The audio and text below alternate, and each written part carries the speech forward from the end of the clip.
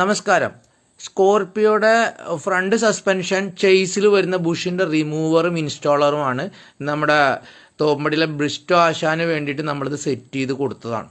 അപ്പോൾ ഇതൊരു ആശാൻ എന്നോടൊന്ന് ചെല്ലാൻ പറഞ്ഞു കഴിഞ്ഞപ്പോൾ ഞാനൊന്ന് തിരക്കിലായിരുന്നെങ്കിലും പുള്ളി നമ്മുടെ ഒരു എ കാറ്റഗറി ആശാനായതിൻ്റെ പേരിൽ നമ്മൾ വിളിച്ച് അന്ന് തന്നെ ചെന്ന് ഞാൻ 2 ദിവസം കഴിഞ്ഞിട്ട് ചെല്ലാന്നാണ് പറഞ്ഞത്. പക്ഷെ അന്ന് ചെന്നത് വളരെ നന്നായി.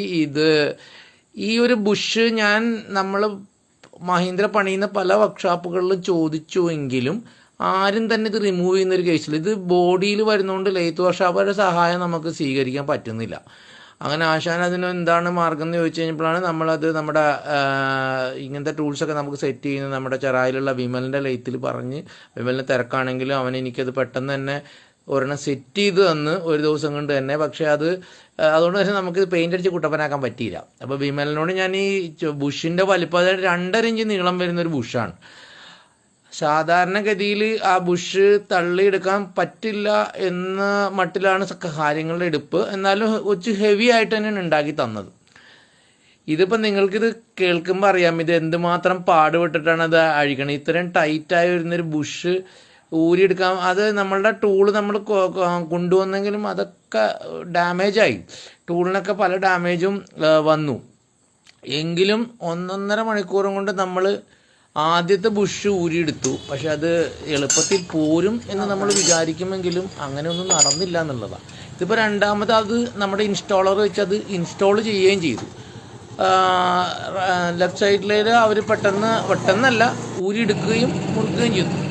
ഡ്രൈവർ സൈഡിലേക്ക് വന്നപ്പോഴത്തേക്ക് കാര്യം കുറച്ചും കൂടി കോംപ്ലിക്കേറ്റഡ് ആയി.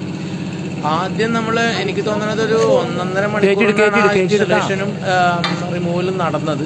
രണ്ടാമത്തെ നിങ്ങൾ കണ്ടോ ഇത്രയും നീളമുള്ള പൈപ്പ് 2 പേര് ഇട്ടാണ് അത് പിടിക്കുന്നത്. എന്നിട്ട് കുറെ കഴിഞ്ഞപ്പോഴത്തേക്ക് അതിന്റെ ബോൾട്ടിന്റെ ഗണ്ണിലടിക്കുന്നതുകൊണ്ട് ഹെഡ് പോയി.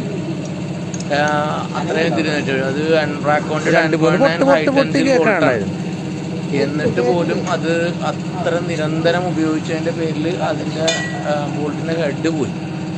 നമ്മൾ രണ്ടാമത് ഒരു ബോൾട്ട് നമ്മുടെ സ്പെയർ ഉണ്ടായിരുന്നു. അത് പ്രതീക്ഷിച്ചുകൊണ്ട് പോയതുകൊണ്ട് രണ്ടാമത് കൊണ്ടുപോയി.